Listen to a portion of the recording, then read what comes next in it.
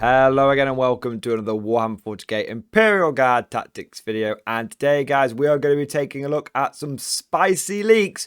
Let's take a look at some points and data sheets for the upcoming Imperial Guard Codex. So before we dive into the video, I would like to do a quick disclaimer, which is consider this info semi-verified, not gospel. This information is from an earlier tester version of the codex. There will be some bits which have changed, especially when you look at the points. They do look like a year out of date. Some of the stuff here does not match up with my other sources as well. So there's some missing information and there's some stuff which just frankly is very different. So bear that in mind. And anything that I'm really uncertain about, I have highlighted in yellow. So you guys know what things are like pretty out there. The other thing I'd mention is that if you want to share this information around, absolutely go ahead with it. I haven't signed an NDA with GW, so go nuts. But what I would ask is if you do share this information on like subreddits or forums, or use it for your own YouTube videos, that's great. But please, can you give me a link to my channel? Please, can you give me a little bit of credit for it? That's all I ask for. Other than that, go nuts and enjoy this video. So what I'm going to do is I'm going to go through the points, the unit stats, and any interesting weapons that jump out at me. By interesting weapons, what I mean is, if it's a las gun and it's not changed, I'm not going to cover it. If it's a new weapon, or if it's a weapon that has changed significantly, I'm going to cover it. Okay, so that's how we're going to do that. And what I also would say is that I'm going to have a link down in the description to this document. So, if you are someone who wants to make your own video on it, you don't have to watch the whole video to get through it. That's absolutely fine. You can just, go for the document and go nuts. But what I would say is that a lot of this stuff has been transcribed from me and some of my notes. So if there's anything that doesn't make sense, or there's any sort of wording in the document that doesn't look quite right, what I would say is go and watch the video. I'm going to try to keep it as short as possible, and I'll give a little bit of embellishment and extra detail where things are a little bit wordy. So just bear that in mind. But you should be able to get the majority of what you need from just reading the document. But if you want to watch along, maybe you want to listen to this rather than read it, then stick around. Okay, so let's dive into the points first. So we've got a HQ, we've got Cadian Command Squad. That's 80 points, all upgrades free except for the Plasma Pistol and Power Fist, which are going to be about 5 points each. Cade and Castellan, 45 points, and again, upgrades free except for those Plasma Pistol and Power Fist.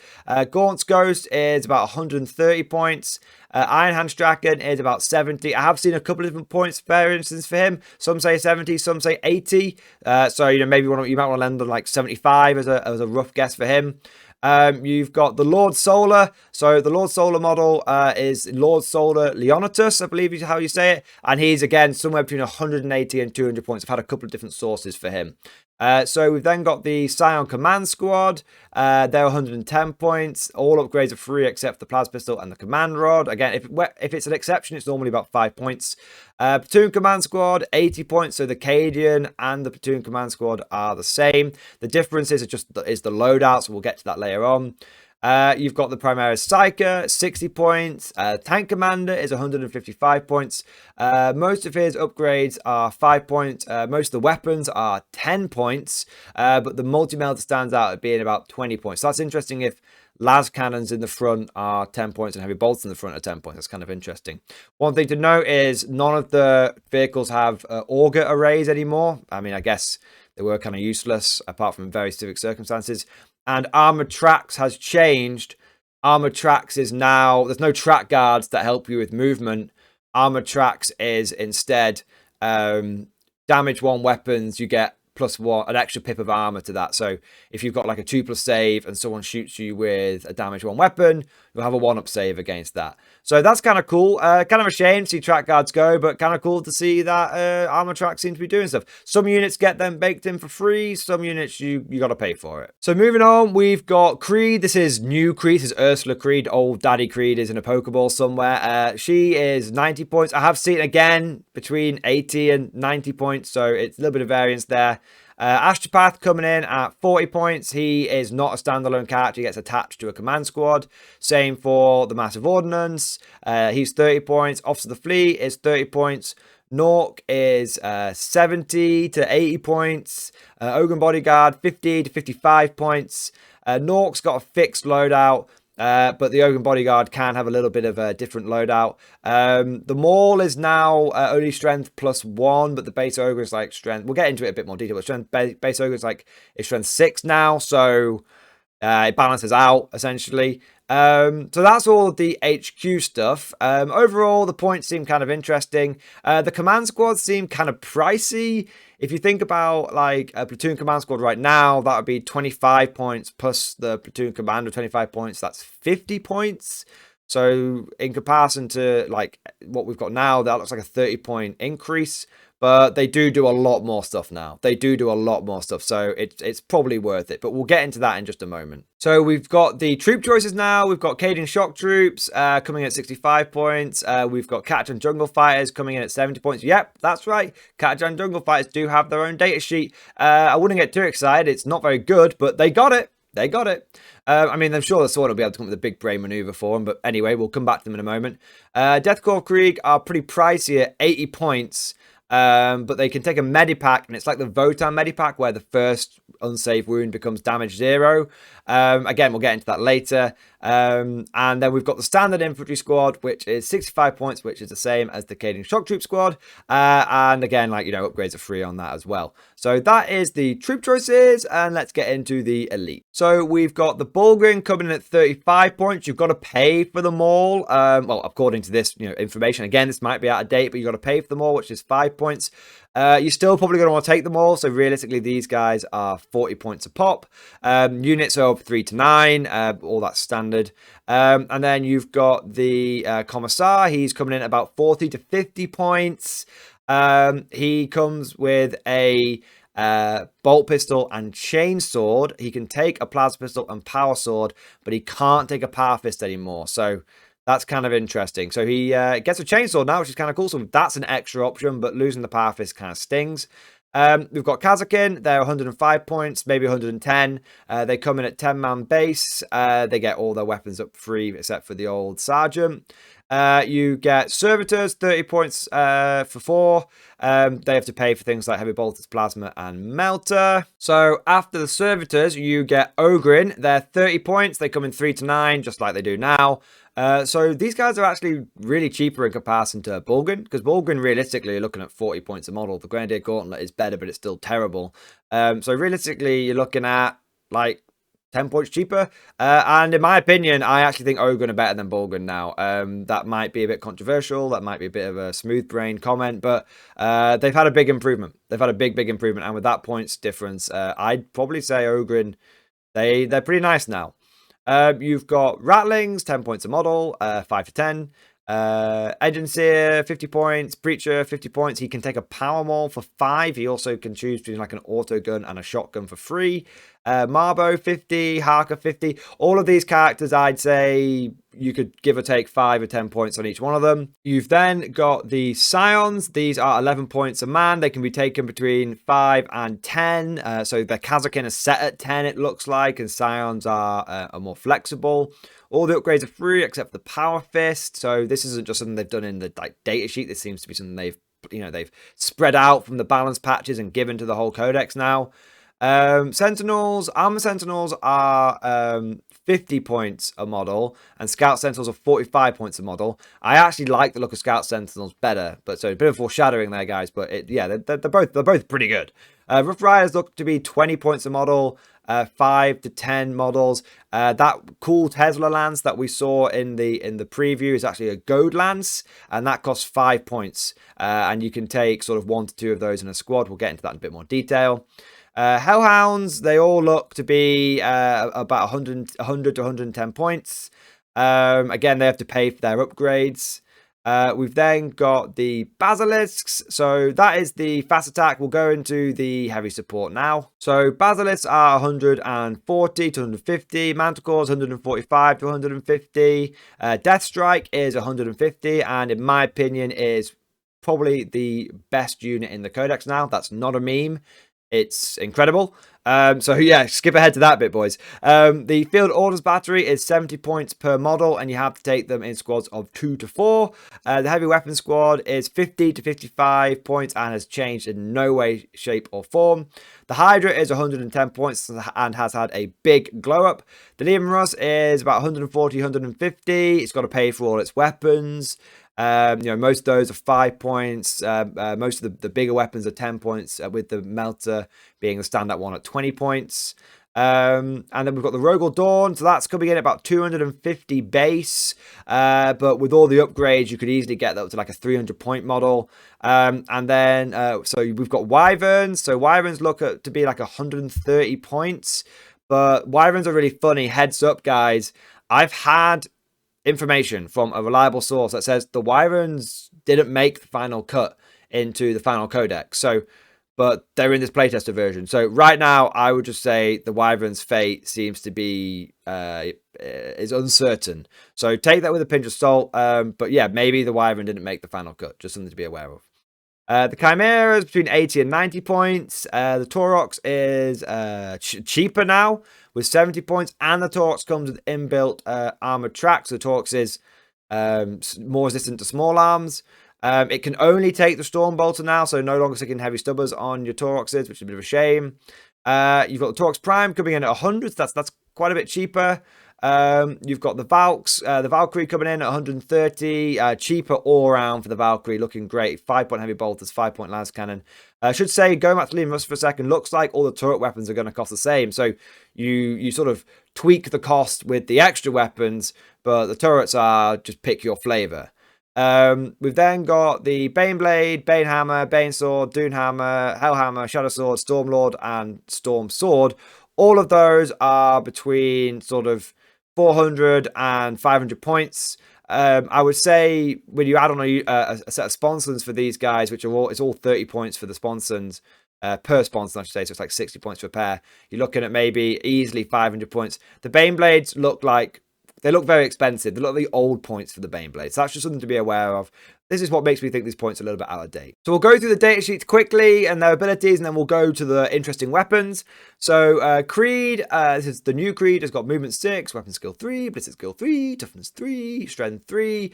She's got 5 wounds. Interesting note here, most of the guard characters have been given like an extra wound. So it's like, like a spaceman captain's got 5 wounds. Well, now our officers seem to have like 5 wounds. So it's kind of interesting. Most of the senior officers have got 5 wounds. She's got 5 attacks. She's leadership 9. She's got a 4+ save. Sweet carapace armor. She comes with a 5+ invulnerable save. All refractor shields are 5+ invulnerable saves.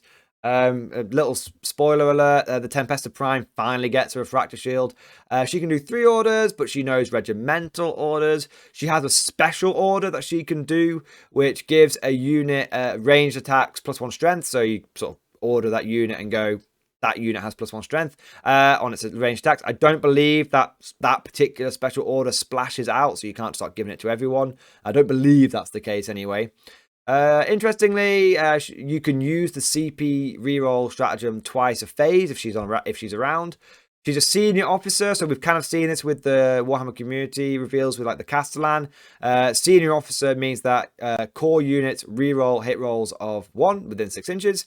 And like I said, she knows regimental orders. She's armed with a couple of cool pistols, and she's got a generic power sword. But yeah, she's pretty good. We'll get to her weapons in just a moment. Overall, I really like Creed. I think that she's not too expensive at like 80 to 90 points. She can do a lot of orders. And she gives a lot of buffs out. And yeah, overall, I think she's pretty strong. Not an auto include, but definitely no harm in bringing her. We've got the Cadian Castellan. He's just like a generic senior officer. So he's got movement 6, weapon skill 3, ballistic skill 3, strength 3, toughness 3. He's got 5 wounds. He's a senior officer. He's got 4 attacks. He's got leadership 9. He's got a 5+ armor save. He's got a 5+ invulnerable save. He's a senior officer, so core reroll hit rolls of 1. He knows regimental orders, and he can do 2 orders. Then we've got the tank commander, movement 10, weapon skill 6+, ballistic skill 4+, strength 7, toughness 8. 13 wounds, so it looks like Lemus is getting an extra wound. Attacks 5, leadership 7, save 2+, and he can do 1 order and knows mech orders. So one thing to note here is that the tank command stat line seems to be exactly the same as the regular Rust stat line, but the points difference between those two is very small. Like the tank commanders are like 15 points different to the regular Rust. So for that 15 points, you're just getting to issue an order. We'll go through the Liam Rust weapons in a moment. I know a lot of people are going to be pretty mad that this guy's only got ballistic skill of 4+. Hang on. Pretty much all of the units, all of the tanks which have got a turret, that's both Lehman Russes, Chimeras, Hellhounds, all that kind of stuff. Hydra as well, interestingly, have got the turret weapon special rule. That's not just for Lehman Russes, it's for anything with a turret, basically. Baneblade as well, Rogel Dawn. And what the turret weapon does is it gives you +1 to hit on the weapons that are in the turret. And also it lets you shoot out of combat. So, yeah, he's only got ballistic skill 4, but really he's got ballistic skill 3 with his big gun.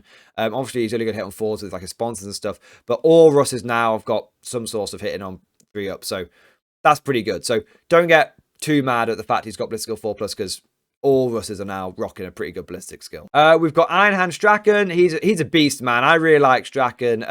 Strachan and Harker have kind of traded place in terms of usefulness. I don't like Harker anymore. I think he's kind of rubbish. But Strachan, I think, is pretty good. He's movement 6, weapon skill 2+, ballistic skill 3. He is strength 6, toughness 4, 5 wounds, 6 attacks, leadership 9, and save 3+. So he's definitely had a bit of a glow up there. I think he's hitting a bit better now. I think he's hitting on a 2+, which is pretty cool. And he definitely seems to have an extra wound there as well. So he seems pretty at an extra attack. So he seems like a bit of a beast. He's got a 5+ invulnerable save. He's a senior officer, so those rerolls of 1 for core units. Rerolls to hit, I should be clear. He himself rerolls wounds versus monsters. That's like his being there, sitting there, killed it thing. Cold Steel and Courage has changed massively. Its ability now is you issue an order to a unit, it gets that order, and then on top of that order, it gets 6s to hit, auto wound. I believe that's for shooting and maybe for combat as well. So that's pretty good, but it doesn't work on when you're targeting enemy vehicles. So it's about, shivving fleshy things, not shivving vehicles. So that's pretty good. And he can do 2 orders. So, I mean, he himself is a bit of a beast, and the 2 orders is pretty nice. Cold Steel and Courage is kind of nice. Yeah, I mean, overall, I think he's had a bit of a glow up. So, yeah, I like Strachan. The Primaris Psyker is pretty standard. It's movement 6, weapon skill 3, ballistic skill 3, strength 3, toughness 3, wounds 4, attacks 3, leadership 8, 5+ save. That's pretty much in line with what it already had. The big thing, though, is that now it can attempt 2 powers. Before, it could only attempt 1 power, so it's great to see that we've been brought in line with things like your standard librarian, your standard sorcerer. It's just good that we just got like a standard psyker now. They can only deny 1 power though. They know smite and 2 of the powers, so that's pretty good. Gaunt's Ghost is basically the same. There might be some minor differences in there. I haven't bothered to go through all the details, but each member adds a buff. Like I think McCall still adds the old invulnerable save and stuff like that. The big thing that stood out for me was they've basically fixed try again brag. So you can't just throw infinite frag grenades anymore. Apart from that, they're fairly similar. I may have missed a trick there by not going through them in detail, but they are fairly similar. And like I said, the only thing that really jumped out to me was that they fixed brag. We've got the Ogren Bodyguard. He's had a bit of a glow up. So he's movement 6. He is weapon skill 3+, ballistic skill 4+, strength 6. So nice strong strength there. Toughness 5, wound 6, attacks 5, leadership 8, and a 5+ save. I want to apologize for something, guys. I did a rumor video earlier this week, and I know some people picked up on that, and I said that standard Ogrins all had extra wounds. That was wrong. I just totally misread the stats and got the mix up between the Ogren Bodyguard and the main Ogren. Ogrins don't have 5 wounds each. They've just got 3 wounds each. It's the Ogren Bodyguard that is a chunky boy. So apologies for any confusion there. I have corrected that now. Nork's a bit of a beast. He is movement 6. He's got weapon skill 2+, so he really hits hard. I don't know if he already had that. I never looked at his stats before, but he's weapon skill 2+. He's ballistic skill 3+. He's strength 6. He's toughness 5. He's got an extra wound over a regular bodyguard, so he's got 7 wounds. He's got an extra attack, so he's got 6 attacks base. And he's got a leadership of 8, and he's got a save of 4. So he's got sort of inbuilt better armor. His couple of abilities he's got is Make Way. He can pile in and consolidate an extra 3 inches. And I don't think that's Heroic Intervene though. So he can definitely, sort of move up the board quite quickly with assaulting sort of tricks. And also, Thunder's Headbutt has changed. So no longer is he going around like headbutting one person. Thunder's Headbutt is now, each time you make a melee attack, a 6 to wound just does an extra mortal wound in addition. So it's no longer a special attack that you can only allocate one attack to. It's now just like general 6s to wound, do mortal wound. So he's just nutting everyone. He's headbutting everyone. That's pretty cool. So then we've got some of the stats for the like astropaths and other advisors. So these guys have basically got a guardsman stat line. Literally down to the 1 wound and the crappy ballistic skill. They only come with a las pistol. That's the same for the astropath, the officer of the fleet, and the master vault. So they've all just got a regular guardsman stat line now. But their abilities have changed quite a lot. So the astropath can cast 1 power and deny 1. There's no messing around with only doing smites on 1d6 now, so he just cracks on with it. His astral divination has changed. It's no longer, removing cover from enemies. It's warp charge 7. If you get it off, it's a CP. I believe it's a psychic action rather than a psychic power. And like I said, yeah, you can smite normally now. Officer of the fleet is you pick an enemy unit within 30 inches of the officer of the fleet and within line of sight. All flyers on the board get reroll 1s to hit, so you don't need to stick close to the officer of the fleet anymore. And then the massive odds is the same thing, but it's for artillery, get reroll 1s to hit. And there are certain units which have got the artillery keyword. You've then got the Cadian command squad and the platoon command squad, and that will do us for the HQ choices. So the Cadian command squad and platoon command squad are very, very similar in terms of their stats. Their loadouts are pretty wacky. They basically have the same loadout, but the way they allocate weapons is very different. It's a bit strange. We'll get to it. I think that the Cadian Command Squad is for the new Command Squad box that's coming out, and I think the Platoon Command Squad is for the current Command Squad box. That indicates to me, especially with some of the infantry stuff that we're going to look at in a moment, that indicates to me that they're not getting rid of the current Command Squad box, and they're not getting rid of the current Guardsman Squad box, but I could be totally wrong about that, guys. Remember, this information is at least a year out of date, so it very well may be that things have changed between now and then. So there we go. Anyway, moving on. Cadian Command Squad. The officer has got movement 6, weapon skill 3, ballistic skill 3.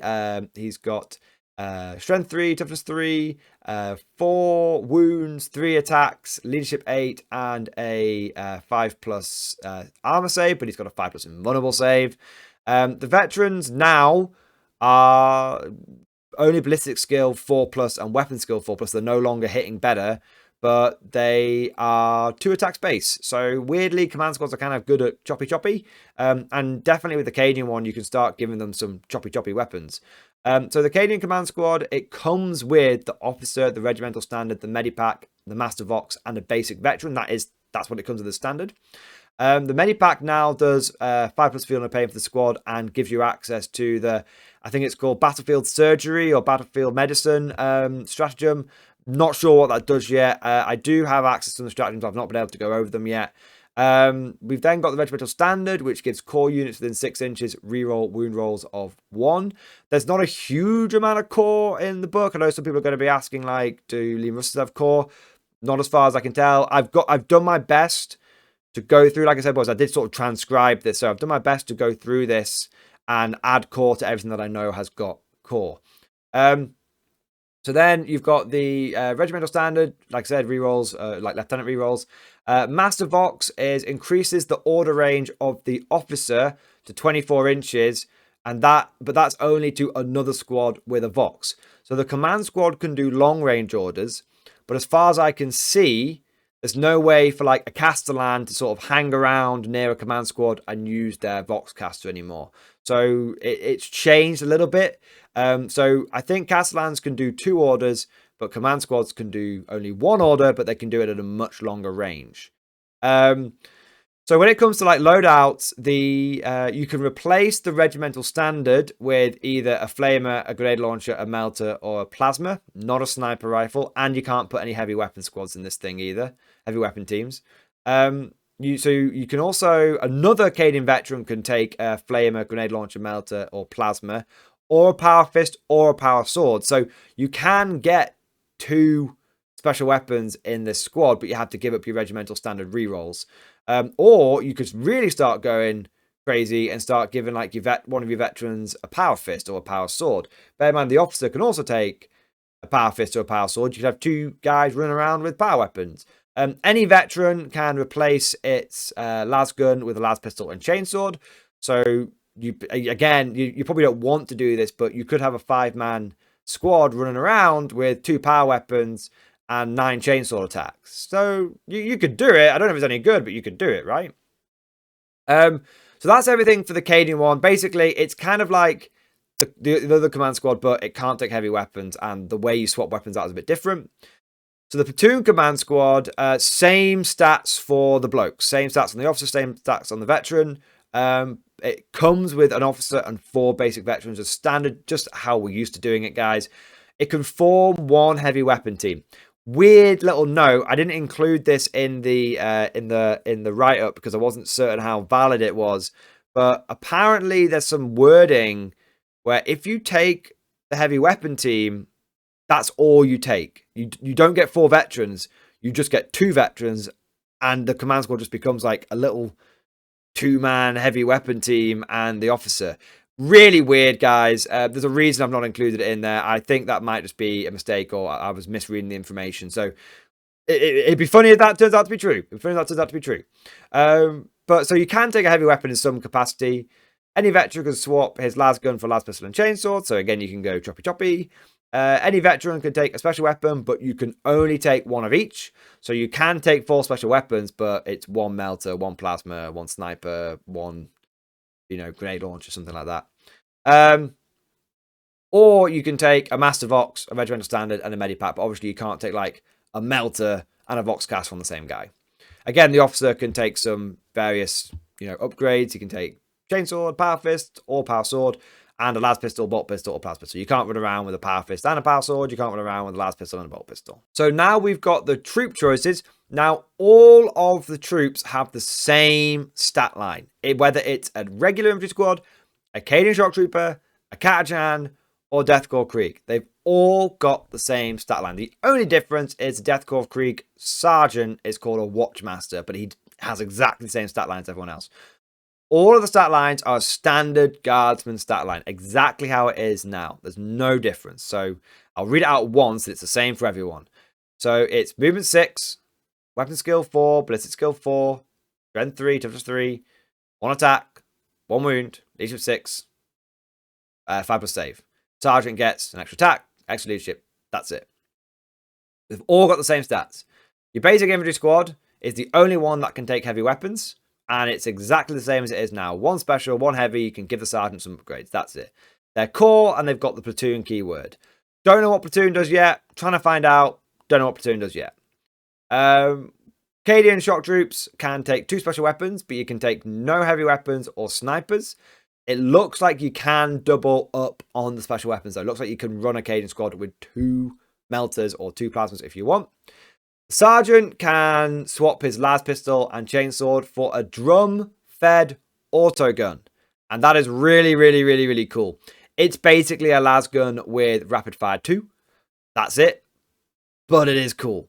It is cool. It's core, it's platoon, and they have an inbuilt ability in their datasheet where las weapon range attacks have exploding 6s to hit. So that's kind of cool. So they're basically the same points as the infantry squad. They can't take heavies, but they do get a little auto gun, and they can get some kind of exploding 6s, but it's only for las weapons, not on those melters or those plasmas. We've then got the Katachans. Such a missed opportunity because they're not extra strength, they're not extra attacks, they're not extra weapon skill, they're just basic guardsmen. Super limited, super limited. They can only take, for every 5 models in the squad, they can take a flamer. I think they just come with 10 models base. Maybe there's a way to combine squads, which is why it says for every 5 models. I don't know. But yeah, apparently they can run around with 2 flamers. As far as I can tell, no of the special weapons, no of the heavy weapons. That it looks like it's based on the current Katachan kit. So GW are sort of religiously sticking to this whole if we don't make a kit for it, you don't get rules for it. But on the flip side, if we do make a kit for it, you're getting rules for it. But we're not going to guarantee that you're going to get good rules for it. So they're super limited, man. They are cool. They are platoon. They do get exploding sixes to hit in combat. But, woo, 12 attacks with a chainsaw, sergeant, exploding sixes. There's probably some big brain maneuver where you can actually make these guys good. I'll be happy if you can. For me, these guys have a token data sheet. More than likely, most Catachan players are going to stick to running infantry squads, as far as I can tell. We've then got the Death Corps of Krieg. Again, same stat lines. Really weird. They come with the plasma gun as standard. Okay. They can take a medipack. And like I said, it's the Votan medipack. So the first failed save, the attack is reduced to 0 damage. They can take 2 more special weapons. Apparently, you can double up on those. So these guys are kind of like your veterans. These guys are kind of like your veterans because they can take 3 special weapons in total. But if you want to take a Voxcaster, you've got to swap out your plasma gun guy for a Voxcaster guy. What is cool is, though, that they do have mini transhuman, which means they can never be wounded on a 1 or a 2. So you can only wound them on a 3 or better. So you hit them with like a battle cannon, demolition cannon, you hit them with any other sort of big weapon. It doesn't matter. They can only ever be wounded on 1s and 2s. So they're pretty tough, but they're pretty expensive. But they are core and they are platoons, so that's kind of cool. We've got Sly Marbo. He's had a bit of a glow up. So he's movement 6. Weapon skill 2+, ballistic skill 2+, strength 4 base, but only toughness 3. He does have 5 attacks and 5 wounds. He is leadership 7 and he has got a 5+ save. He doesn't have any kind of invulnerable save. It looks like he might be able to be ordered, or he can benefit from regimental doctrines. I'm not sure on that one. He has like the regimental tactics keyword, so he's doing something regimental. He can deep strike, and he rerolls the charges the turn he comes down. He can't be a warlord, and once per game at the end of the fight phase, you can put him back in reserve, and then he comes back in your reinforcement step. So he can't come in and disappear, throughout the whole game. He can do it once. He also gets the Melter Mine keyword, which basically gives him access to a couple of stratagems, like Vicious Traps and the Melter Mine stratagem. But the Melter Mine itself doesn't have a profile, as far as I can tell. So he's pretty cool. He's obviously got his Ripper Pistol and Envenom Blade. We'll get to that when we get to it. Kazakin. I know a lot of people are really excited about Kazakin. So they are movement 6, weapon skill 4+, but ballistic skill 3+, strength 3, toughness 3, 1 wound. They are 2 attacks base, and their leadership 6 with a 4+ save. Sergeant, traditional upgrades of extra attack, extra leadership. You can pay for the Melter Mine guy. Again, it just gives you the keyword. It gives you access to a couple of stratagems. They come in 10-man squads. They take 4 special weapons, but they can only take 2 of each. So, for example, 2 Melter, 2 Plasma. In addition to their 4 specials, they get to take the Hot Shot Sniper. So they kind of get 5 specials. They get to pick an extra regimental doctrine that no other unit has in your army. But that means if you take multiple units of Kazakin, you can't give them all the same extra regimental doctrine. That's kind of interesting. So each squad gets a specialism, not like, they don't all get the same specialism. And then I can't see any rules for deep strike. So these guys are like the old school grenadiers from like 3rd, 4th edition. And they are core, and they do have the platoon keyword. So maybe you can get more than 3 squads. Again, I don't know how platoon works right now. All I can tell you is that it's a keyword and it's in the codex somehow. The moment I find out what the hell platoon does, I will let you all know. We've then got some other characters. So we've got the Preacher. He's had a bit of big change. So movement 6, weapon skill 4+, ballistic skill 4+, strength 3, toughness 3, 4 wounds, attacks 3, leadership 8, 6+ save. That's what he is now. He has a 4+ invulnerable save though. He rerolls hits in combat. I believe that's just all the time. It might be if it's charged and been charged in heroic intervention. His prayers, I think it's called like righteous inspiration or rhetoric or something like that, but I'm just calling them prayers for short. His prayers go off on a 3+, so no longer does he do just a bubble of +1 attack. The prayer can do one of 2 things. You pick a unit, and it gets a 6+ invulnerable save, and it can't be affected by malediction psychic powers. If it's already being affected by a malediction psychic power, that just goes away, it just dispels it. Or you can give a unit reroll hit rolls in combat and +1 to charge rolls. So you can just get a unit amped up and just send them off. So that's pretty cool. I don't know if that applies to like Ogrin and Bulgrin, but I think it does apply to Rough Riders. It might be any unit, it might just be specific units, but it's something. You know, he can give rerolls and +1 charge and suit to some data sheets. I don't have the specifics on that at the moment. Harker is, like I said, he's not very good. He's movement 6, weapon skill, ballistic skill 3. He's strength 5, which is kind of nice. He's toughness 4. He's got 4 wounds, 4 attacks, 7, 5+ save. He has a 5+ feel no pain, but no invulnerable save. He can issue 1 order, but it can only be to datasheet Catachan jungle fighter, so not the regiment, just that specific datasheet. And his order can only splash to other datasheet Catachan jungle fighters. And also before the game, you pick 1 datasheet Catachan jungle fighter squad, and until the end of the battle, that unit rerolls hit rolls of 1 for melee and ranged. So it's no longer an aura. So he like supports the Catachan jungle fighters, but they're rubbish, so it's not great. And his aura has no longer an aura. He just makes one of those terrible squads, just one for the whole game, a bit better. So overall, he's a bit rubbish. Payback's basically the same, a little bit better. So yeah, I don't think he's worth it in my opinion. Engineer is the same stats as he is now, but he has a 5+ invulnerable save now, which is pretty cool. He's got enhanced bionics. He can heal 1 vehicle for D3 wounds at the end of the movement phase. And in the command phase, he can give 1 vehicle a 5+ invulnerable save. I'm not sure if that's limited, but it's definitely a vehicle he can do it to. We've then got servitors, so they're pretty much how they are now. But interestingly, they don't take up an elite slot if you've got an engineer. I think that's basically how they are now. There's nothing that's there standing out that makes me think servitors are any different. The Commissar, big change for the Commissar. We've got, there's no Lord Commissar, there's just a regular Commissar now. There's no upgrade for Lord Commissar as well. It's just a regular Commissar.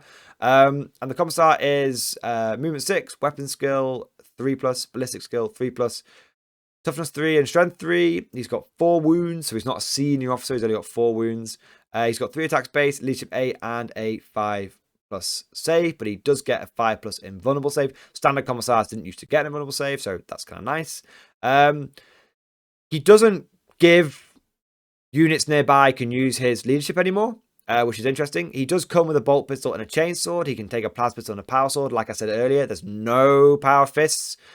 Big sad, big rip. I think that's the first time since Rogue Trader you can't take a power fist on a Commissar, but it does mean you can take a plasma pistol and chainsword if you want. So that was one of the old Metal Commissar variants, so they're legal again. But yeah, it's weird. Like Games Workshop giveth, Games Workshop taketh away. They've given us back chainswords, but they've taken away our power fists. At the end of the day, power fists were a fluff upgrade. You never really wanted to use them. I mean, a Lord Commissar, which could hit on 2s with the power fist, was pretty good, but yeah, bit of a shame. So Commissars are not the decent combat models they once were. They do Commissar orders. I've covered those already. I'll link at the end of this video to my other leak video that has the Commissar orders in it. Interesting rule. So it's called like Prefectus Advisor or Commissariat Advisor or Political Advisor, something like that. The rule is for each officer, a Commissar doesn't take up an elite slot. So if you've got like 1 officer and 1 Commissar, the Commissar doesn't take an elite slot, which is kind of cool. If you've got 1 officer and 2 Commissars, then it only takes up 1 elite slot, and so on and so forth. So I like that. I like that because the elite slot was always very crowded in the Guard, and now it's not. Summary execution is much better now. It's basically the same as the one on the Traitor Commissar datasheet. So once per turn, a core unit within 6 inches auto passes a morale test after it has failed a morale test. So I believe how that works is you fail the morale test, the one guy runs away, but I think in this case he gets his head blown off, and then you pass it. But it's only once per turn, and I think it's only 1 unit, so you can't be like affecting loads of units around you. It's just like the 1 unit gets it. He's too busy looking after 1 unit to be looking after 100 units. Do you know what I mean?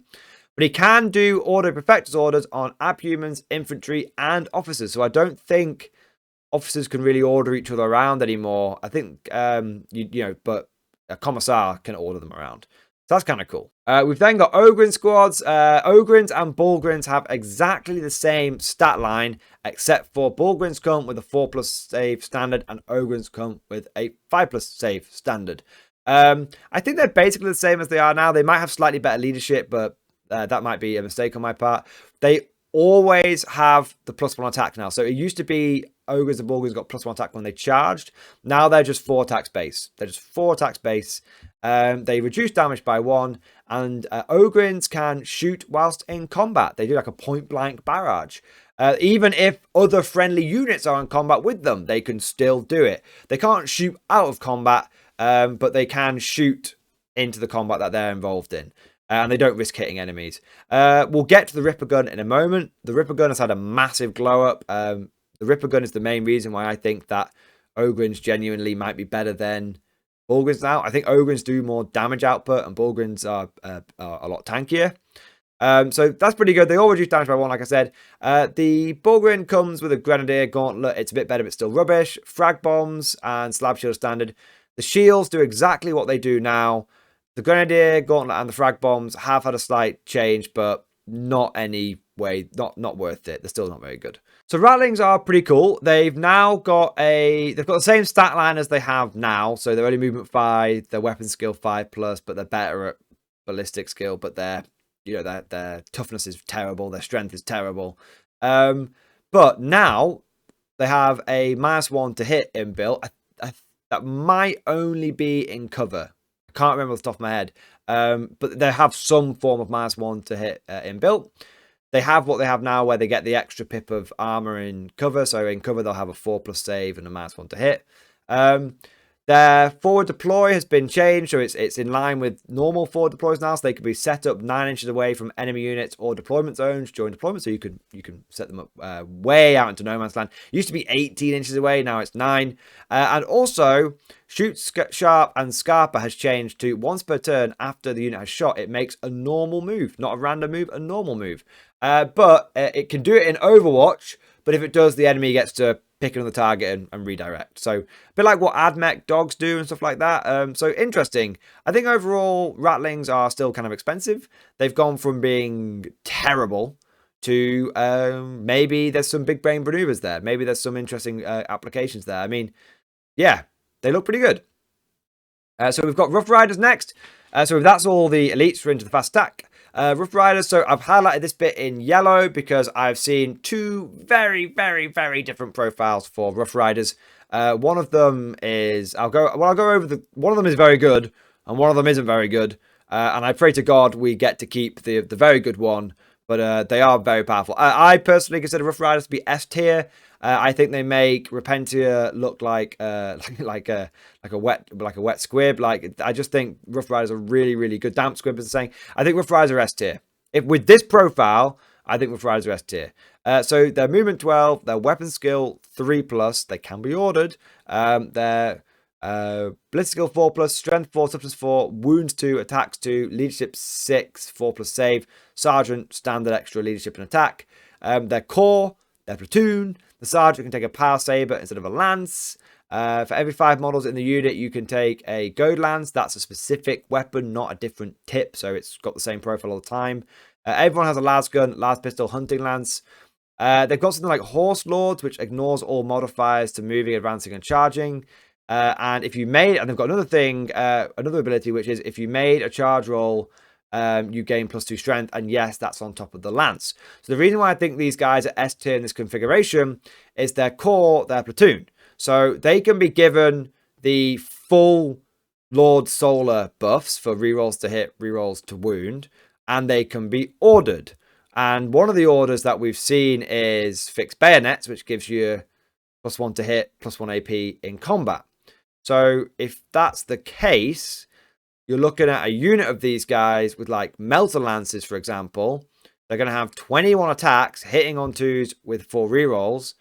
If they're going into like an Imperial Knight, they're going to be wounding that Knight on 4s, so they get like 10 wounds, but then 4 rerolls means they get like 15 wounds. They'll be like AP -5 with fixed bayonets, which means the Knight's not going to get a save in any way, because Knight invulnerable saves, I believe, are only in shooting. And then you do like 3 damage each. So you just do like 45 wounds to a knight with a squad of 10 of these guys. That seems crazy. That seems very, very, very, very, very powerful. And even if you take like the frag lance, you're then looking at like each models get hit on 2s with full reroll. So you're going to get like maximum hits. The frag lance has got like, does like for each hit, it gets 2 hits, like Tesla. So that would be like what, like 60 odd attacks from the frag lance guys. There'll be strength 6 because of the charge modifier. There'll be AP 2 because of fixed bayonets. That's a lot. Yeah, that's just a lot of attacks hitting on 2s, wounding most infantry on like 3s or even 2s with if it's light infantry with AP 2. Yeah, with 4 rolls to wound, they just seem so strong. They seem so strong. So this is the first profile we've seen for Rough Riders. This is from the information that's over a year out of date. The second profile for Rough Riders is apparently what's going to be in the final version of the Codex. They're only weapon skill 4+, they're only strength 3, and they're only 1 attack. That's basically like the current Death Rider kind of profile, or similar to it. If they have that profile, they're not worth 20 points. They're not worth it. Even with like core and platoon and charge bonuses and all that kind of stuff. I don't think they're worth it. So my opinion, I know I'm doing a lot on the Rough Riders, but my opinion on them guys is they can be weapon skill 4+, because hopefully take aim gives them weapon skill 3+. They can be strength 3 because they'll still be pretty strong with the charge bonus. But they just really need the 2 attacks a guy. They really need that. That's the linchpin. That's the linchpin that you need. So yeah, that is Rough Riders. Let me know what you think down in the comment section. Which do you think is likely to be the final profile? I really hope it's the first one, because otherwise they're not very good. We've then got Scout Sentinels and Armor Sentinels. So these guys are very similar now. So the Scout Sentinel, in terms of profile, their abilities are very different. So Scout Sentinel is movement 12. The Armor Sentinel is movement 8. So the Scout Sentinel is a fast boy. They've both got weapon skill 4+, ballistic skill 4+, strength 6, toughness 6. So the Scout Sentinel, they're both an extra strength, and the Scout Sentinel is now the same toughness as the Armor Sentinel. They've both got 7 wounds now, which is an extra wound per guy. They've both got 2 attacks base. Don't worry, the Sentinel Chainsaw gives you an extra attack along with some other bits. They're both lead of 7. The Scout Sentinel is Armor Save 4+, and the Armor Sentinel is Armor Save 3+. They're both core, they're both platoon, they all get the same weapons. The Scout Sentinel can forward deploy up to 9 inches away from enemy units and deployment zones. That's massive, in my opinion, because these guys are only like 45-50 points. So you could take like 3 squads of these, forward deploy them, and if it doesn't go your way, you can redeploy them with one of the Warlord traits. So I think Scout Sentinels are a really big brain. Really big brain. You can start trapping people in. They're all right in combat. They're all right at shooting. Yeah, I like Scout Sentinels. I think they could really start messing with certain armies. Like Tau, they're just going to absolutely wreck Tau, man. Well, basic Tau infantry and stuff like that. Armor Sentinels, instead of being able to do the forward deploy, they have like an armored cabin. And it's just what Armored Tracks does, which is damage 1 weapons, you get +1 save. So Armor Sentinels, I think, while Scout Sentinels look more exciting, Armor Sentinels might be low-key the better option. Because the Armor Sentinels, there's a stratagem that lets you, like, I think with Armor Sentinels, like, basically, you get, you really have to dedicate proper firepower against them. If you try and plink them off, they're really resistant. So the Scout Sentinels had a big glow up, but I think the Armor Sentinel has actually also had a big glow up. It's just been sort of eclipsed by the Scout Sentinel. The Hellhound, Devil Dog, and Banewolf all have the same stats. They're all exactly the same as they are now. And they have, but now all variants explode on a 5+. It used to be the Hellhound was on a 4 and the others were on a 6. Now they've just balanced out. Everything's on a 4+. And their weapons have all improved massively. Well, they've improved a lot. I don't want to get people overexcited, but they've improved a decent amount. So that's all the fast attack. Let's get into the heavy support. So the heavy support, we've talked about the Rogel Dawn before. I've leaked its stats in another rumor video. I'll go over it again in case you've not seen that. It's movement 10, weapon skill 6+, ballistic skill 4+, but it's got turret weapon on the big guns. Strength 8, toughness 9, 17 wounds, which is nice. It's not 18, so terrain doesn't mess it around. And it's got 6 attacks, and it's got leadership 8, and it's got a 2+ save. It comes with a Castigator, Gatling Cannon, Twin Battle Cannon, and a Heavy Stubber as standard. It can swap the Twin Battle Cannon for an Oppressor Cannon and a Coax Autocannon. It can swap the Gatling Cannon for a Pulverizer Cannon, a bit like a poor man's Demolish Cannon. It can take 2 extra Heavy Stubbers or Melter Guns. It can take Multi-Melter or Heavy Bolt Sponsons, and when it explodes, it does D6 mortal wounds. It's alright. The weapons are really where it's at with that thing. We'll get to the weapons in a moment. You've then got the Heavy Weapon Squad, which is exactly the same as it is now. Field Ordnance Battery is interesting. It's got a 6-inch move, so those wheels are apparently pretty good.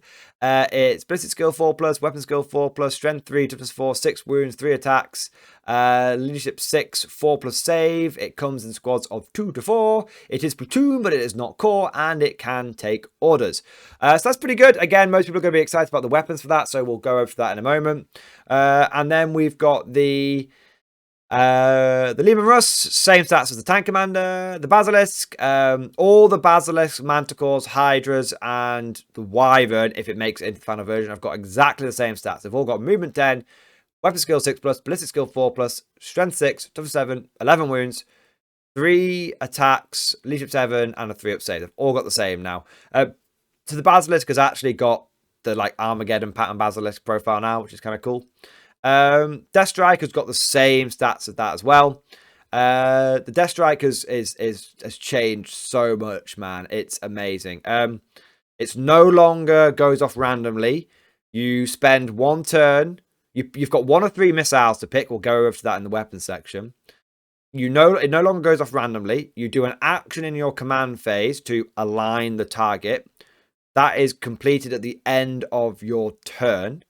When it completes, you put a targeter marker down on the battlefield, and then your opponent gets a turn to like move around and react and try and move away from the marker. And then in your next shooting phase, you can either choose to launch the missile, or if your opponent's done a really good job of moving away, you can instead realign the target and move the marker again. The marker can be anywhere on the battlefield. Anywhere on the battlefield. That's a summary of how it works. I'll get into the weapons in a moment. It does just so many more wounds, man. It's insane. So then we've got the Super Heavies. So all the Super Heavies have basically got the same stats. There's just one key difference. They've all got 10, movement 10, weapon skill 5+, ballistic skill 4+, but the turret weapon gives it the extra ballistic skill. It's got strength 9 and toughness 9 now, and they've all got 9 attacks, leadership 8, and a 2+ save. They're Titanic. They don't have Steel Behemoth anymore. They come with armor tracks as standard. They don't need Steel Behemoth because you've got turret weapon and you've got Titanic. Big explosion. The difference is that if it's not got a firing deck, it has 30 wounds. And if it does have a firing deck, it's got 28 wounds. And the firing deck has changed so that it's now only 1 unit can shoot out. So it's no longer a number of models can shoot out, it's 1 unit. So the firing deck has been nerfed. Obviously, the weapons are all different, but we'll get to those in a moment. We've then got the Tempesta, one to the Scions. So the Tempesta Prime basically has the same stats as a regular officer, but he has a 4+ save. And the Scion has the same stats as a veteran, but he has got a ballistic skill of 3+ rather than a ballistic skill of 4+. The Medipack is exactly the same. The Regimental Standard is exactly the same. The Master Vox is exactly the same. The Command Rod allows you to do, does no longer gives you an extra order. It allows you to do Prefectus orders and Regimental orders, but any type of order only splashes out to other Scion units. So it's cool, but he can only do 1 order a turn. So less orders, but more variety. Each Scion can take a special weapon, but you can only take 1 of each. They can deep strike. The Prime has a 5% vulnerable save, and all Scion units have a Stormtrooper's ability, and that is 6s, exploding 6s to hit in shooting and combat. So they just get that now inbuilt, which is pretty good. The Scion squad has just the same stats as like a Kazakin essentially, and so 6 movement 6, weapon skill 4+, ballistic skill 3+, strength 3, toughness 3, 1 wound, 2 attacks, leadership 7, and 4+ save.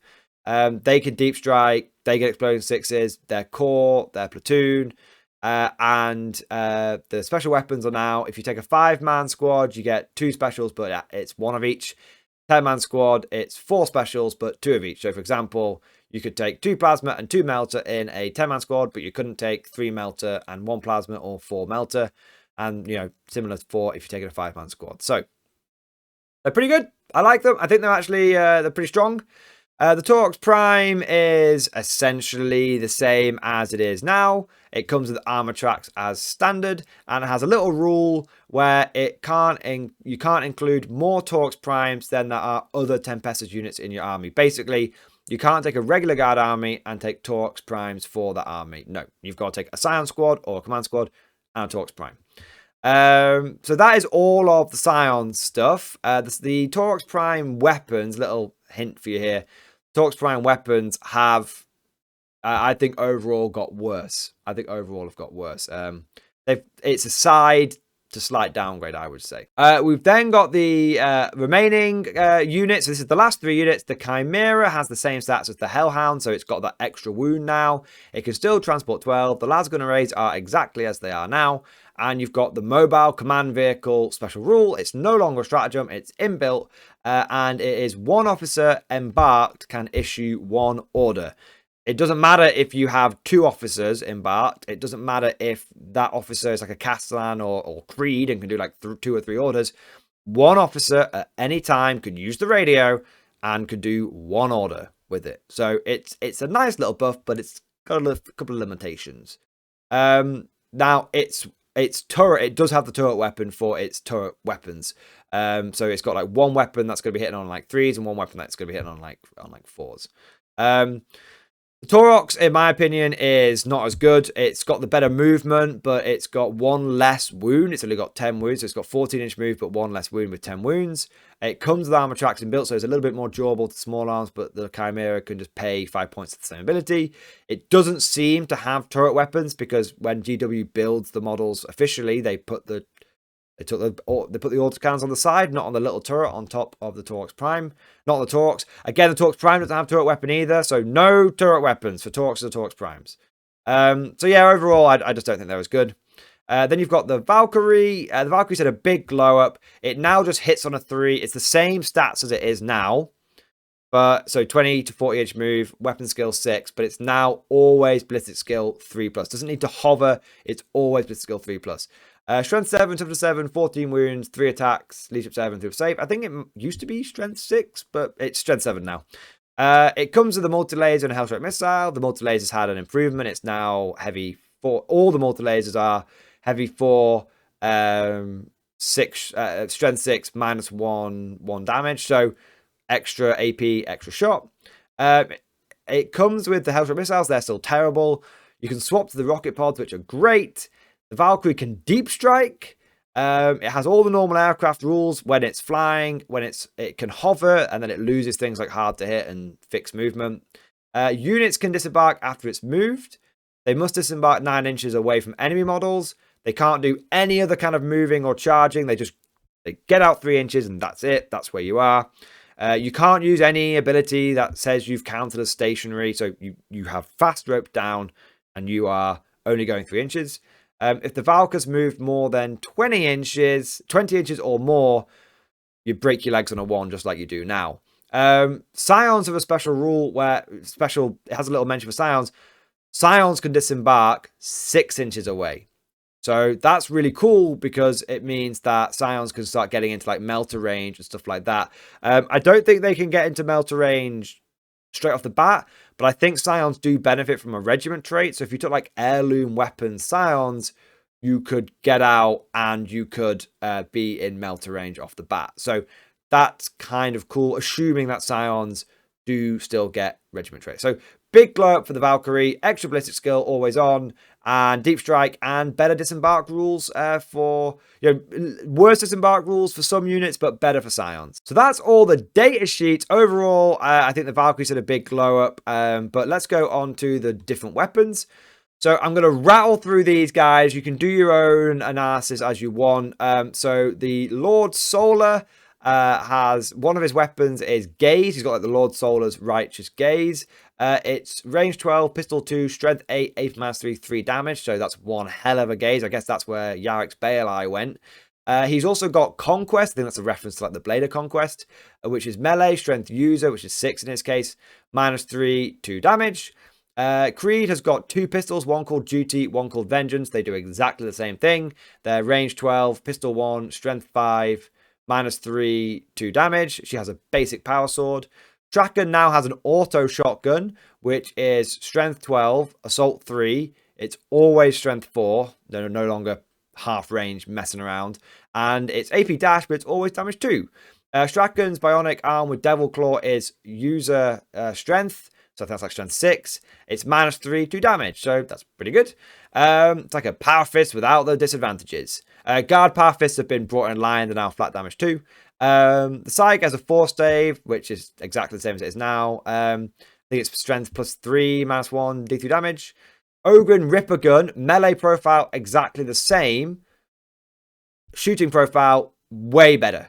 It's 18-inch range, as it is now. It's assault 3, as it is now. It's strength 5, as it is now. But it's now -2 rather than -nothing.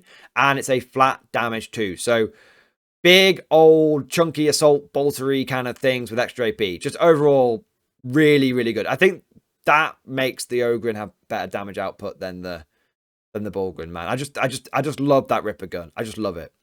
The Ogren Bodyguard gets the Ooge Knife. Regular Ogrens don't. It's really good. It's strength +2, so it's like strength 8. It's AP -2. It's 1 damage, and he gets 1 extra attack with it. It's not only 1 attack, it's just 1 extra attack with it. So he's got quite a lot of attacks, and Nork Dead Dog comes with that for free. We've already covered the Cadian Drum-Fed Auto Gun Sergeant. It's a rapid-fire 2 las gun, essentially. Marbo's Ripper Pistol is strength 12, range 12, pistol 3, strength 5, AP -2, damage 2. So it's had a big club, extra AP, extra damage. It ignores Lookout Sir, and it does mortal wounds on a roll of a 6 to wound, like snipers. So it's like a close range sniper pistol kind of thing, but with good strength, good AP, good damage. His Envenom Blade has changed quite a bit. It's no longer poisoned in the traditional manner. It does give him strength +2, which I think puts him on like maybe strength 6. It's AP -2. It's only 1 damage, but when you're fighting non-vehicles, it becomes damage 2. So it's no longer poisoned, but it does more damage to fleshy targets. We've got the Kazakin Hotshot Rifle. This is for Scions as well. Has gone up to 24-inch range. Otherwise, it's the same. The Hotshot Sniper is a 36-inch range. Heavy 1, strength 4, -2, 3 damage. So it's a big old anti-material rifle. It ignores Lookout Sir. Wound rolls of a 6 to a mortal. Preacher can take a power maul. Standard. Harker's Payback is assault 3, strength 5, -2, 2 damage. But he's rubbish, so you'd never take it. The Omnisite Axe, I believe, is the same. The Server Arm, I believe, is the same. The Bulgrin Grenadier Gauntlet is now range 18, Assault D6, Strength 4, AP -1, 1 damage. Blast, so it's like extra 6-inch range, extra AP, but it's still pretty poo. Bulgrin Maul is now only Strength +1, but as the Bulgrin is Strength 6 base, it's the same result. And then it's only AP -1, 2 damage. So it's end result. Bulgrins haven't changed in any way, shape, or form, apart from they now reduce damage by 1 like all Ogren do. Sniper rifles have got an extra AP over what they currently have. The Rough Riders, the Power Saber is strength +1, -3, 2 damage, 1 extra attack. So it's an extra attack and an extra damage over a regular power sword. The Rough Rider Goad Lance is a mad weapon. I think this isn't right. So it's strength +2, -3, 2 damage. So it's half, and it does 1 extra hit on a successful hit. So it's halfway between a Melter Lance and a Frag Lance. However, the wording is each time you allocate an attack against a vehicle, it takes 1 mortal wound in addition to any damage. So that doesn't seem right to me, because it's like you don't even need to hit. It just, you allocate an attack and that vehicle takes a mortal wound. That doesn't seem right to me. I'm sure it must be each time you hit. You know, it must be. It must be. But if it isn't, that's pretty mad. I'm not aware of any other like allocate does auto damage stuff in 40k. If you are aware of it, let me know down in the comment section. I would say that it's not that, and it'll be something like mortal wounds on successful wounds or something like that. Okay, the multi-laser, as I said, has gone up. It's now an extra shot and an extra AP. Otherwise, it's the same. There's some weird things like where there's like a Militara multi-laser and a Chimera multi-laser. The only difference is that the Chimera multi-laser has the turret weapon and the Militara multi-laser doesn't have the turret weapon. Sentinel Chainsaw, I know you guys are all pretty excited about that. It's strength user, so that's strength 6 in this case. It's AP -2, it's flat damage 2, and you get 1 extra attack. So a unit of Sentinels will have 3 attacks in close combat now at -2 damage 2. That's way better than it is now. It used to just be an extra AP and that's it. So it's way, way better. They're no dreadnoughts. They're no dreadnoughts, but they are at least, they're pretty good at like being annoying, and they can at least do something in combat. So we've got the Chem Cannon.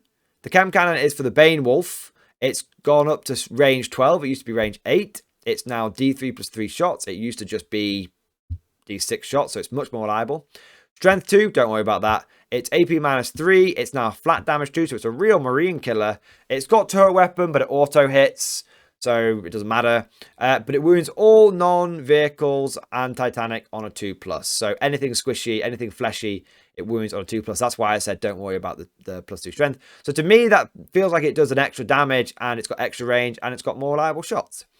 The Hellhound is the same as the Imperial Cannon is the same as it is now, except so heavy 2d6, strength 6, 1 damage, auto wounds. The difference is it's now range 18 rather than 16 to bring it in line with other special flamers, and it is a -2, which is pretty good. The Devil Dog is 24-inch range. It's heavy D3, so no extra shots for that thing. Sad face. It is blast, though. It is a turret weapon, though. So now it's got the same number of shots as it did, but this one actually matters about turret weapon because it doesn't auto hit. So that's pretty cool.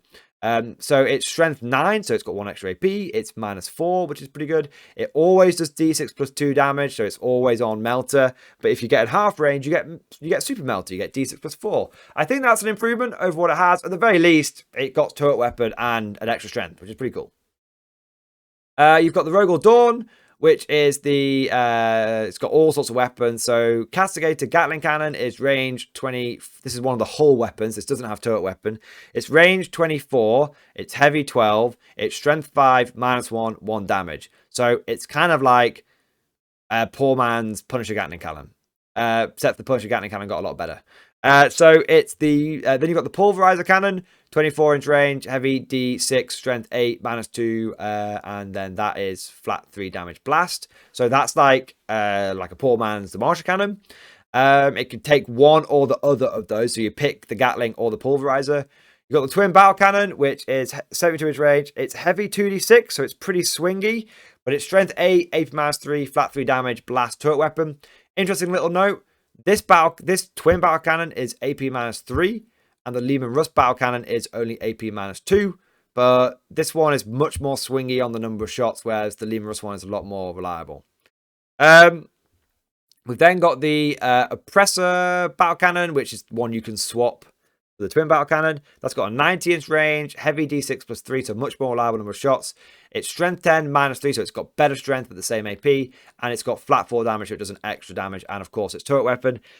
Coaxial Autocannon is a normal autocannon, but it gets the turret weapon keyword, so that's pretty cool that they made a special rule for the coax.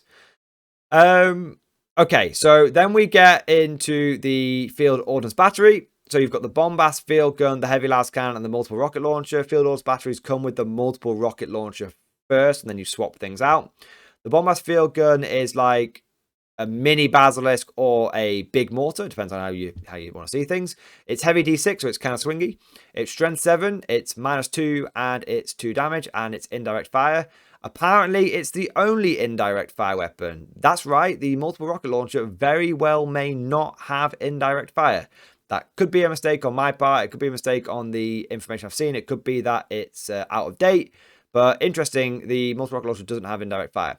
Speaking of the Multiple Rocket Launcher, it's got they've all got 48-inch range. This one has got heavy D6 plus 6, so it's quite a reliable number of shots. Strength 6, -1, 1 damage, blast. Then we get to Heavy Las Cannon. So I've seen 2 different profiles for the Las Cannon. I've highlighted this in yellow. One profile I've already covered in my rumor video. That was like one shot, but it was mega strength and ignored invulnerable saves. The profile that I've seen for that comes with all of the same information here. That's the profile I've seen with the document where all of this information came from that we're talking about has the following profile. So it's heavy 2, strength 10, -4, 3 plus D3 damage. So I don't know which one of those is right, but I suspect the heavy that what we're seeing now is probably an earlier version. And maybe the later version is something that it got changed to. I don't know. It would be weird if we had 2 sources of ignore mortal wounds, ignore invulnerable saves in the guard codex, but we'll see about that. Speaking of ignoring invulnerable saves, we'll come on to the Leman Russes. So the Leman Russ battle cannon is 72 inch range, heavy d6 plus 3, strength 8, -2, flat 3 damage. All of these are blast and turret weapon, guys, apart from like the Gatling and the autocannon. The Demolisher battle cannon is now different to the regular Demolisher cannon. So be clear about this. Leman Russes get a Demolisher battle cannon. Bane Blades and other things just get a basic bitch Demolisher cannon. Okay. So the Leman Russ Demolisher battle cannon is 24 inch range. It's heavy d6, strength 10, -3, 3 plus d3 damage. The regular Demolisher cannon is d6 shots and d6 damage. So it's swingy at both ends. The Leman Russ Executioner does have 2 power modes. I was misinformed. I was wrong on my previous rumor video. So you can overcharge it or you don't have to overcharge it. It does 1 mortal wound each time you roll a 1 when you overcharge it. It's 36 inch range. It's heavy d6 plus 3, so same as the battle cannon. It's strength normal, not overcharged. It's strength 7, AP -4, 2 damage. And when it is overcharged, you get an extra strength and you get an extra damage. So you no longer need to overcharge it to get the 2 damage, but you do for the extra strength. And if you do overcharge, you get an extra strength and you still get an extra damage. So that's pretty good. Exterminator autocannon, 48 inch range, heavy 6, strength 8, AP -2, 2 damage. So that's got an extra AP, extra strength, and it's now heavy 6, but it only fires once. So there you go. The Nova Cannon is a 36 inch range, heavy d3 plus 6. So it's got the most number of reliable shots. So I was wrong about this before. I thought it had the same number of shots as the battle cannon and like the plasma cannon. It doesn't. They're heavy d6 plus 3. The Nova Cannon is heavy d3 plus 6. So it's got a really reliable and quite a high volume number of shots. It is strength 6, -2, 2 damage, ignores light cover, so and blast. So pretty much how it is now, but they've flattened the damage and they've given it a pretty reliable number of shots. Punisher Cannon is 24 inch range, heavy 20. It can't fire twice anymore. None of the turret weapons can. But it is strength 6, so it's an extra strength. And it is AP 1, so it's an extra strength, extra AP. But the big glow up is the Vanquisher Cannon. I mean, there was only one way for this weapon to go. It could only go up. And the Vanquisher Cannon is now a 72 inch range. It is heavy 1, so just the 1 shot. It is strength 14. It's AP -5. It is D3 plus 6 damage. It is the turret weapon, so it gets +1 to hit, so you'll be hitting on 3s with it. It ignores invulnerable saves, and if you successfully wound, it does D3 more wounds. It is basically a railgun. It is very good. The thing is, the Leman Russ is eminently spammable, and it's eminently more tougher than a hammerhead. So the thing is that holds hammerhead railguns back is that you can only take 3 of them, and hammerheads are pretty weak, pretty fragile. But Leman Russes are pretty durable, and you can take them as far as I can tell. You can still take everything that's in a squadron right now can still be taken in squadrons. Everything that is a lone wolf vehicle, it's still a lone wolf vehicle. So yeah, you could just take like 6 Vanquisher cannons and be having a great time. So yeah, I think genuinely Vanquisher Cannon spam could be a thing because it has all of the benefits of the railgun, but none of the disadvantages. So that's pretty cool. Moving on, we've got the Basilisk and we've got the Manticore. We've got these guys are very similar now. So the Basilisk has got more range than the Manticore, but they've both got ridiculously long range. They both do heavy D6 plus 3 shots. So the Basilisk is now strength 10. And the Manticore is now strength 9. So they've swapped on strength. The Basilisk is still AP 3 and the Manticore is still AP 2. But the Basilisk only does a flat damage 2, whereas the Manticore does a flat damage 3. They're basically the same points, so you might as well take one of each, and sometimes you'll only need damage 2, and sometimes you'll be grateful that you've got the damage 3. So they're pretty cool. They're just a lot closer now. They're a lot closer, so there's no longer the question, like, just pick whichever one you want. Then we've got the Hydra. Big glow up on the Hydra. So the Hydra quad autocannon no longer has any debuffs for shooting ground targets. It just hits on a 3. It hits on a 3 because it's got Ballistic Skill 4+, but apparently the Hydra quad autocannon is a turret weapon. If you actually look at the model, it can spin the thing around. It's like on a gimbal, I think is what it's called. So it has turret weapon, which means it hits on 3s versus ground targets. When shooting aircraft, it also gets another +1. So even against aircraft, it's hitting on 3. So unless the enemy it's a ground target with an inbuilt -1, this thing is always hitting on 3s, which is nice. It's heavy 8, it's 72-inch range, which as it is now. It's strength 7, which as it is now. But it's -2 AP now, so it's got an extra pip of AP, and it's flat damage 2. Interestingly, the wording is a bit different than this, but essentially, when it shoots aircraft, you double the number of shots. It's like, it basically says something like, each time you make an attack with this weapon, when it's against aircraft, you make 2 attacks. Yeah, that's the way they've worded it. You basically double the shots against aircraft, not flyers, not fly or whatever it is. Not the fly keyword in general, just specifically proper planes. So it's really good at picking enemy planes out the sky now. And even if there are no enemy planes, it's actually still very good at raking ground targets. So, and it's cheap to boot. It's like 110 points. So, I think the Hydra is now very much take all comers. We're back in 5th edition, boys. We're back in 5th edition. The Wyvern, if it's still around, is basically the same as it is now, but it's strength 5. I believe it's currently strength 4. I could be wrong on that. It's AP -1. It doesn't have an AP at the moment. And it's indirect fire and it's blast. And that is it. So if the Wyvern is still around, like I said, it's a bit uncertain at the moment. It's still terrible. Okay, then we get on to the Death Strike. I could spend a whole video on the Death Strike, and I'm sure when the unit drops, I will be spending a whole video on Death Strike. But basically, you get 3 different missiles. When you launch them, each one's got a different blast radius. Okay, so you've got the God Spear, the Plasma Barrage, and the Vortex. So I'm just going to read these out as is. They're all amazing, guys. When I did the live stream on this and I saw this, I was almost in tears of how amazing these were. Okay, so God Spear. Roll 1d6 for each unit within 3 inches of the target marker. On a 1, nothing happens. On a 2 to 3, the unit suffers 8 mortal wounds. On a 4 to 5, it suffers 12 mortal wounds. And on a 6, it suffers 16 mortal wounds. Once you've resolved it all, you remove the target marker. So amazing. Can flatten a land raider in one go, if you're lucky. The Plasma Barrage is roll 1d6 for each unit within d3 plus 6 inches of target marker. So it's a really big blast radius. On a 1, nothing happens. On a 2 to 3, the unit suffers d3 plus 1 mortal wounds. On a 4 to 5, it suffers 2d3 mortal wounds. On a 6, it suffers d3 plus 3 mortal wounds. And it's -1 for enemy. You roll -1 for that roll for enemy infantry characters. Once resolved, you remove the target marker. So it does a lot less mortal wounds to each unit, but it's going to affect a lot more units. It covers a huge amount of the battlefield. The Vortex is interesting. Roll 1d6 for each unit within d3 plus 3 of the target marker. On a 1, nothing. On a 2 to 3, the unit suffers d3 mortal wounds. On a 4 to 5, it suffers d3 plus 1 mortal wound. On a 6, it suffers 2d3 mortal wounds. So it's got a decent radius, but the lowest amount of mortal wounds. But once you've resolved it, you don't remove the target marker. Instead, once you've resolved it, on a 1 to 3, you remove the target marker. On a 4+, you don't remove the target marker, and it can't be moved again. So essentially, if you roll a 4+, the vortex stays around. It's like a swirling vortex, like an old vortex grenade. Now, the way I read this is it doesn't permanently stay.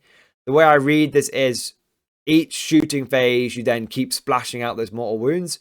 And at the end of each shooting phase, you roll that 4+ and see if the vortex still stays around. So you might shoot this thing and it just doesn't stay around. You might shoot this thing and it stays around for a turn or two. You might shoot this thing and if you're lucky at rolling 4+s, it stays around the whole time. So it's pretty massive. The implications of Death Strike are massive. The area denial capabilities are massive. You don't have to launch it. Remember that. You can just place the marker down, and then you can just say, oh, I'm not going to move. I'm not going to launch it. I'll just move the marker instead. So, yeah, there's a whole video worth of content that can be done on the Death Strike. All I can say is it's amazing. So, moving on, we've got the last few weapons. So, we've got the super heavy weapons here. So I'm just going to rattle through these. Long story short, guys, most of the weapons have just been streamlined. Only the Hellhammer cannon has changed fundamentally. So the Baneblade cannon is 72-inch range, heavy 3d6, strength 9, AP-3, 3 damage. These are all blast and all turret weapon.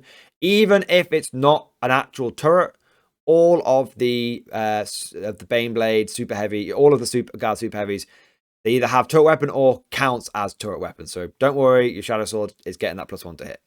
So, Banehammer Tremor Cannon no longer messes with people's movement, but it is 36 range, heavy 2d6 +3, strength 10, AP-3, 3 damage, blast. They're all blast, I'm not going to repeat myself. Quake Cannon, 96 range, heavy d6 +6, strength 14, -4, flat 4 damage. Magma Cannon, 48-inch range, heavy d6 +3, strength 10, AP-5, d6 +2. If you are within half range, you get d6 +4. So it's like a good melter. Hellhammer Cannon, this is the one to watch out for. 36-inch range, it's now heavy 3d6 +3. So it's got the most number of shots and very reliable number of shots. But it's only strength 7, it's only AP-2, and it's only damage 2, but it does ignore light cover. It's a Nova cannon with more shots and an extra pip of strength. It's no longer just super mega cannon. So it has changed, but it's a lot of shots, but not as good as it once was. The Shadow Sword Volcano Cannon, I know a lot of people will be excited for this. It's heavy D3 +3. So it's got more average shots, but it's not got as many and more minimum shots, but it doesn't have as many as it used to potential maximum number of shots. So it used to be able to get a maximum 9 with that 3d3. Now it's going to get a maximum 6, but the average is going to be it's now like 5 rather than 6, and the average, but the minimum is 4 rather than 3. So it's got more minimum shots. It's strength 18. So that means it is wounding anything on 2s. It's AP-5. It's a flat 12 damage. It does not appear to ignore invulnerable saves. So the Vanquisher has one over it. But it statistically, from what I understand, has the ability to kill a knight in one turn. Statistically, assuming that knight does not rotate Iron Shields. So there you go. The Stormlord Vulcan Mega Bolter, it's 48-inch range. It's exactly the same as it is now. Exactly the same. But remember, it now has +1 to hit. So it's actually vastly improved over it is now. And I think it might be a sleeper because of that +1. My first instinct was it wasn't very good, but maybe it is. And the Storm Sword, the Siege Cannon gets a 60-inch range, heavy D6 +6, so a very low number of shots. 12, strength 12, AP-4, D3 +3 damage, and it ignores light cover. Those are all the super heavies. We are then on to the final stretch, Torx Prime. The Torx Battle Cannon has not changed. I think it's a flat damage 2 rather than D3. The Torx Missile Launcher has not changed. The Torx Gatling Cannon is now only heavy 12, but it is always AP-1. But everyone was running Landon Lions anyway, so it's actually not as good. It doesn't have turret weapon, so yeah, it's not as good. The Torx Hotshot Volley Gun is now 24-inch range, rapid fire 3. So less shots at long range, more shots at close range.